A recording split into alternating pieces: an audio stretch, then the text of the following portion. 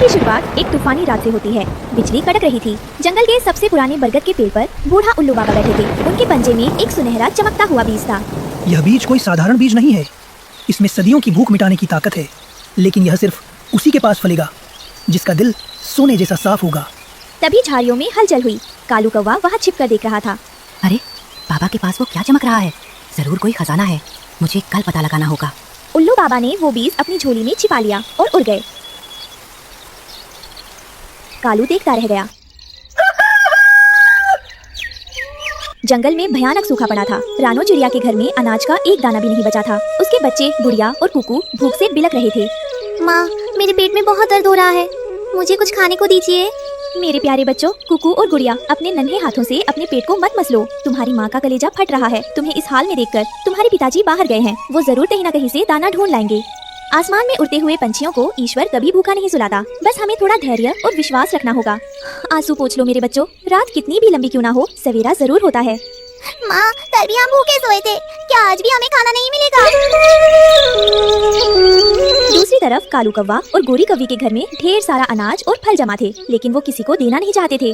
सुनिए जी, रानो के बच्चे बहुत रो रहे हैं, हमारे पास तो बहुत खाना है, क्या थोड़ा उन्हें दे दे? खबरदार गोरी, अगर तुमने एक दाना भी किसी को दिया, ये अकाल का समय है, हमें अपना पेट भरना है, दूसरों का नहीं। अपना खाना छिपा कर रखो। रानो अपने बच्चों का रोना नहीं देख पाई और खुद भोजन की तलाश में निकल पड़ी। वो तपती धूप में यहाँ वहाँ भटक रही थी।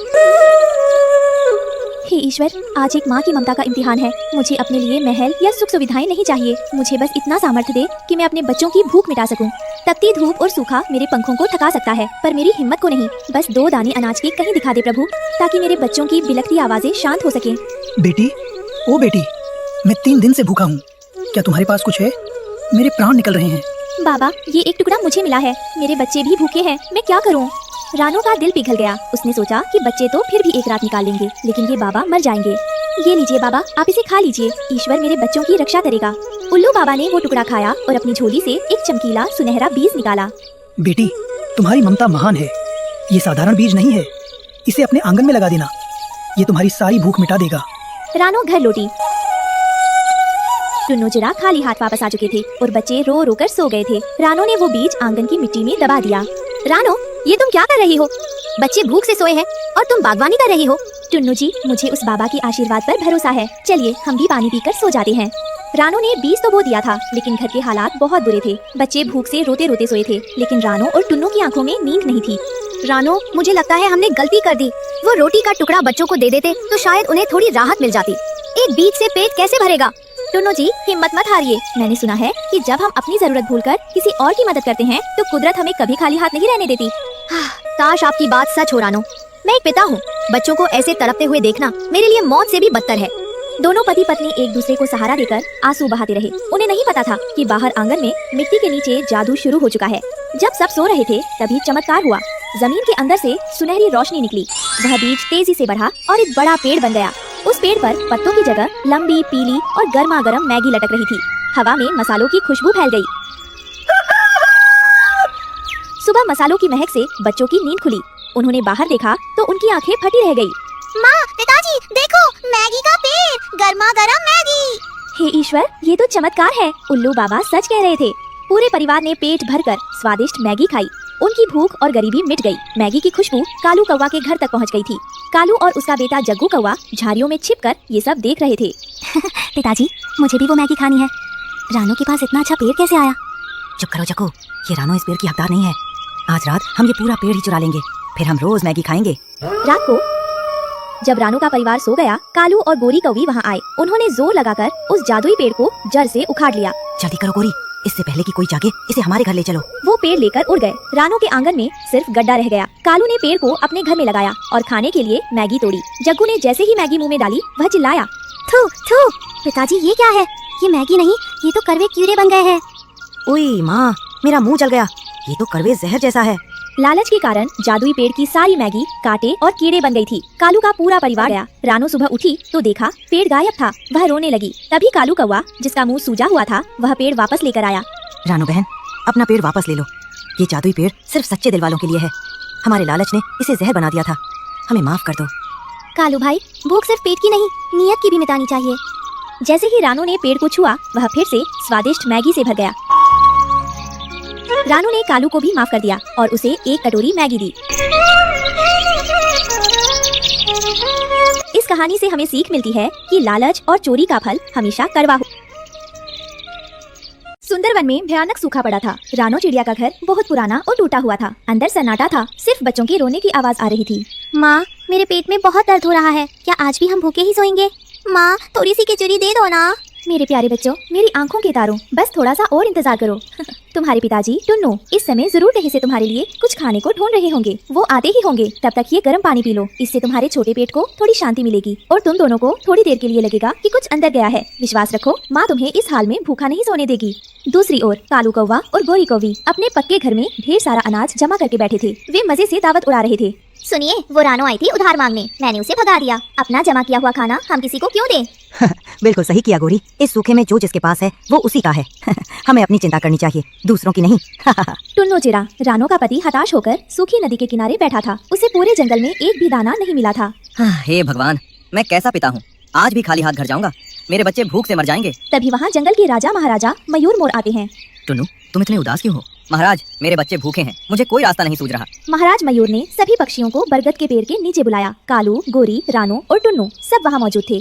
साथियों, काली घाटी की गुफा में एक जादुई बीज है, जो उसे लाएगा उसके घर में कभी खाने की कमी नहीं होगी, लेकिन रास्ता बहुत खतरनाक है। गोरी, वो जादुई बीज तो मैं ही लाऊंगा। फिर हम उसे रानो को महंगे दाम में बेचेंगे। मैं जाऊंगी महाराज, मैं एक माँ हूँ और इस दुनिया में अपनी संतानों की भूख से बड़ा कोई खतरा नहीं है। अपने बच्चों के लिए, उनकी मुस्कान और संतुष्टि के लिए मैं सिर्फ आग से ही नहीं बल्कि मृत्यु के द्वार से भी गुजर सकती हूँ। आप बस मुझे आशीर्वाद दें। रानो और कालू दोनों काली घाटी की तरफ उड़ चले। कालू बहुत तेज था, लेकिन रानो की हिम्मत कम नहीं थी। अरे रानो, तुम मुझसे आगे नहीं निकल सकती, हटो रास्ते से। कालू ने जानबूझकर रानो को हवा में टक्कर मारी। कालू भैया, आप तो मेरे भाई जैसे हैं, ये आप क्या कर रहे हैं? इस विपदा में हमें एक दूसरे का साथ देना चाहिए, ना कि राह में रोड़े डालने चाहिए। टक्कर लगने से रानो नीचे कटीली झाड़ियों में गिर गई। उसके पंख छिल गए और खून निकलने लगा। नहीं, मैं यहाँ बिल्कुल नहीं रुक सकती। कटीली झाड़ियों का ये दर्द मेरे बच्चों की भूखी निगाहों के दर्द से कहीं कम है। गुड़िया और कुक्कू मेरा इंतजार कर रहे होंगे, उन्हें मेरी जरूरत है। एक माँ को कोई दर्द नहीं रोक सकता, मुझे उठना होगा, हर हाल में उड़ना होगा। रानो लंगड़ाते हुए झाड़ियों से बाहर निकली और फिर से उड़ने की कोशिश करने लगी। गुफा के अंदर एक बूढ़ा उल्लू बैठा था। उसके पास दो पोटलियाँ थीं, एक चमकदार सोने की और एक साधारण मिट्टी की। कालू पहले ही वहाँ पहुँच चुका था। तुम्हें क्या चाहिए, ये सोने की पोटली या ये मिट्टी की पोटली? अरे बुढ़े, मुझे ये सोने वाली पोटली दे, मुझे अमीर बनना है। कालू पोटली छीनकर भाग गया। बाबा, मुझे सोने से कोई मोह नहीं है। सोना पेट नहीं भर सकता, सिर्फ लालच बढ़ा सकता है। मुझे बस ऐसा बीज दे दीजिए जिससे मेरे प्यारे बच्चों का पेट भर सके और उनके चेहरे पर एक पल के लिए मुस्कान आ सके। मुझे अमीरी नहीं, बच्चों का भोजन चाहिए। मैं ये साधारण लेकिन जरूरी मिट्टी की पोटली लूंगी। लौटे समय भयंकर तूफान आ गया। हे हवाओं, मुझे मत रोको, आज एक माँ को घर पहुँचने से कोई तूफान नहीं रोक सकता। रानो ने घर आकर नम आंखों से बीज बोया। हे धरती माँ, मेरी ममता की लाज रखना। सुबह वहाँ मैगी का जादुई पेड़ उगाया। खुशबू सूंघकर बच्चे जाग गए और लटकती लताओं को देख हैरान रह गए। माँ, इतनी अच्छी खुशबू, क्या हम इसे खा सकते हैं? हाँ बच्चों, ये जादुई भोजन है। रानो ने तुरंत वो लताएं तोड़ी और घर के अंदर ले गई और जंगल के मसालों के साथ पकाकर स्वादिष्ट मैगी तैयार कर दी। रानो, इसकी महक से तो मेरी भी भूख बढ़ गई है। लाओ, मैं बच्चों के लिए केले के पत्ते बिछा देता हूँ। रानो ने गरम गरम भाप निकलती हुई मैगी को केले के पत्तों पर परोसा। आ जाओ बच्चों, खाना तैयार है, गरम है, फूक फूक कर खाना। वाह माँ, ये तो बहुत सुंदर दिख रहा है। कुकू और गुड़िया ने जैसे ही उस लच्छेदार भोजन का पहला निवाला मुंह में लिया, उनकी आंखें खुशी से बड़ी हो गईं। उन्होंने आज तक इतना स्वादिष्ट खाना नहीं खाया था। माँ, ये तो बहुत रसीला है, ये मुंह में जाते ही घुल रहा है और ये कितना मसालेदार है। माँ, आप और पिताजी भी खाइए ना, ये तो दुनिया का सबसे अच्छा खाना है। तुम लोग खाओ बेटा, तुम्हारा पेट भरते देख हमारा पेट अपने आप भर गया। उस दिन रानो की झोपड़ी में हंसी और पेट भरने की संतुष्टि थी। रानो और टुन्नू एक दूसरे को देखकर मुस्कुरा रहे थे, क्योंकि उनकी तपस्या सफल हो गई थी। दूसरी तरफ कालू और गोरी ने लालच में अपनी सोने की पोटली खोली। अब हम अमीर बनेंगे। वो पोटली खोलती है, तभी वो देखता है और कहता है, अरे ये क्या? पोटली में से सिर्फ काली राख और धुआं निकला। कालू और गोरी का चेहरा और काला हो गया। तुमने हमें बर्बाद कर दिया, ये तो सिर्फ राख है। और उधर देखो, रानो के घर से कैसी खुशबू आ रही है। कालू और गोरी पेड़ देखकर जल भुन रहे। तभी मयूर महाराज वहाँ आ पहुँचे। महाराज, ये पेड़ मेरा है, रानो ने मेरा बीज चुराया है। झूठ, ये पेड़ रानो की ममता से उगा है। तुम्हारे लालच को राख मिली और रानो के त्याग को भोजन। कालू भैया, लड़िए मत, आप भी हमारे साथ खाइए। रानो का बड़प्पन देख कालू शर्मिंदा हुआ और फिर मजे से जादुई मैगी खाई। इस कहानी से हमें सीख मिलती है कि सच्ची मेहनत का फल हमेशा मीठा होता है। नाग देवता, मैं आपके हाथ जोड़कर सिर झुकाकर प्रार्थना करती हूँ, कृपया मेरे बच्चों को छोड़ दीजिए। अभी तो उन्होंने इस खूबसूरत दुनिया की रोशनी भी नहीं देखी है। मैं एक माँ हूँ और मेरा दिल फटा जा रहा है। आप मुझ पर थोड़ी सी तो दया कीजिए। मेरा ये छोटा सा घर मत उजाड़िए, मेरे जीवन का आधार मत छीनिए। दया? भूख लगने पर दया नहीं, भोजन देखा जाता है टुनटुनी। तुम्हारे ये ताजे अंडे मेरी भूख मिटाएंगे। हट जाओ सामने से। टुनटुनी चिड़िया रोती रही, चीखती रही, लेकिन निर्दयी काले नाग ने उसकी एक ना सुनी और एक एक करके उसके सारे अंडे निगल लिए। पास की डाल पर बैठा बंडी कबूतर यह देखकर थर थर कांप रहा था। हे भगवान, ये कितना बड़ा अनर्थ है। आज टुनटुनी का घर उजड़ा है, कल हम में से किसी की भी बारी आ सकती है। इस जंगल में अब हमारे बच्चे सुरक्षित नहीं हैं। नाग अंडे खाकर वहाँ से रेंगता हुआ चला गया। पीछे छोड़ गया सिर्फ टूटे हुए सपने और एक माँ का विलाप। इसी डर के साए में रानू की सुबह शुरू होने वाली थी। मेरे प्यारे प्यारे बच्चों, अपनी माँ को माफ कर देना। मेरा मन तो जरा भी नहीं करता आपको इस घोंसले में अकेला छोड़कर जाने का। मेरा दिल कहता है कि मैं बस यहीं बैठी रहूं और आपके आने का इंतजार करूं। लेकिन अगर मैं आज काम पर नहीं गई, अगर मैंने कुछ नहीं कमाया, तो जब आप दुनिया में आएंगे तो मैं आपको क्या खिलाऊंगी? यह जिम्मेदारी का बोझ मुझे हर रोज तड़पाता है और उठने पर मजबूर करता है। मुझे जाना होगा ताकि मैं आपके लिए पेट भरने का इंतजाम कर सकूं। रानो भारी मन से घोंसले से निकलकर आसमान में उड़ चली। नीचे जंगल हरा भरा था, लेकिन रानो के मन में सिर्फ गरीबी और जिम्मेदारी का बोझ था। हे मेरे ईश्वर, मेरे बाद मेरे इन नन्हे अंडों की रक्षा करना। आप ही मेरे एकमात्र सहारे हैं। हम गरीबों के पास दौलत, महल या कोई सुरक्षा नहीं होती, बस एक अटूट उम्मीद होती है कि सब ठीक होगा। मुझे अपने काम पर भरोसा है। आज मैं अपने हर्बल बर्गर जरूर बेचूंगी, तभी शाम को मेरे बच्चों के लिए चूल्हा जलेगा और उन्हें पोषण मिलेगा। मेरी मेहनत ही मेरी पूंजी है। रानो ने जंगल के बाजार में अपना छोटा सा हर्बल बर्गर का ठेला लगाया। वह जल्दी जल्दी पत्तों और फलों से बर्गर तैयार करने लगी। तभी वहाँ हरिया तोता और हरियाली तोती आए। अरे रानो बहन, आज तो बड़ी जल्दी दुकान लगा ली। हमें 2 बढ़िया वाले बर्गर देना, बहुत जोरों की भूख लगी है। जी भैया, अभी देती हूँ। आप लोग खाइए और बताइए कैसा बना है। इसमें मैंने ताजी जड़ी बूटियां डाली हैं। दूसरी तरफ जंगल के एक अंधेरे कोने में एक पुराने सूखे पेड़ पर काला नाग कुंडली मारे बैठा था। उसकी नजर रानो के घोंसले की तरफ थी। रानो आज जल्दी चली गई। बहुत दिनों से कोई ताजा अंडा नहीं खाया। आज उसकी गरीबी का फायदा मैं उठाऊंगा। जब वो बर्गर बेचेगी, मैं दावत उड़ाऊंगा। रानो के घर के पास वाले पेड़ पर कालू कौवा और गोरी कौवी बैठे थे। वे रानो की परेशानी समझते थे। कालू जी, मुझे रानो बहन की बहुत चिंता होती है। वो बेचारी अकेली जान दिन भर मेहनत करती है। हमें उसके पीछे उसके घर का ख्याल रखना चाहिए। तुम सही कह रही हो गोरी, पड़ोसी ही पड़ोसी के काम आता है। मैं यही बैठकर निगरानी करता हूँ, तुम भी सतर्क रहना। जंगल से बहुत ऊपर पहाड़ की चोटी पर एक खतरनाक चील बैठा था। उसकी पैनी नजरें शिकार ढूंढ रही थी। उसे अंडों से ज्यादा मांस की तलाश थी। आज तो कोई बड़ा शिकार चाहिए। छोटे मोटे कीड़ों से मेरा पेट नहीं भरने वाला। आज किसी बड़े जानवर का मांस मिल जाए तो मजा आ जाए। दोपहर हो चुकी थी। सन्नाटा छाया हुआ था। काला नाग धीरे धीरे रेंगता हुआ रानो के पेड़ पर चढ़ने लगा। बबली कबूतरी जो पास ही बैठी थी, उसने नाग को देख लिया। अरे बाप रे, वो देखो, काला नाग रानो के घर की तरफ जा रहा है। अगर मैंने शोर नहीं मचाया तो अनर्थ हो जाएगा। बचाओ, कोई बचाओ। बाजार में रानो ग्राहकों को संभालने में व्यस्त थी। तभी बबली कबूतरी बदहवास होकर वहाँ पहुँची। रानो, रानो, जल्दी घर चलो। वो काला नाग तुम्हारे घोंसले में घुसने वाला है। वो तुम्हारे बच्चों को खा जाएगा। क्या? मेरे बच्चे? हे मेरे भगवान, नहीं नहीं, ये नहीं हो सकता। मैं अभी आ रही हूँ, मुझे तुरंत जाना होगा। मेरे बच्चों को कुछ नहीं होना चाहिए। मेरे जीवन की सारी पूंजी तो उन्हीं अंडों में है। मैं बर्गर बाद में बेचूंगी, पहले मुझे मेरे बच्चों के पास जाना होगा। काला नाग घोंसले के एकदम करीब पहुँच गया था, लेकिन तभी कालू कौवा फुर्ती से आकर उसके रास्ते में खड़ा हो गया। रुक जाइए नाग देवता, आप ये क्या कर रहे हैं? एक गरीब माँ की मेहनत पर पानी मत फेरिए, आप वापस चले जाइए। रास्ते से हट जाओ कालू, आज मुझे कोई नहीं रोक सकता। मुझे भूख लगी है और मैं वो अंडे खाकर ही मानूंगा। कालू समझ गया कि वह नाग से लड़कर नहीं जीत सकता। उसने तुरंत अपना दिमाग लगाया और तेजी से ऊपर उड़ गया जहाँ चील मंडरा रही थी। अरे चील भाई, आप वहाँ सूखी हड्डियों की तलाश में क्यों हैं? नीचे देखिए, एक मोटा ताजा काला नाग धूप सेक रहा है।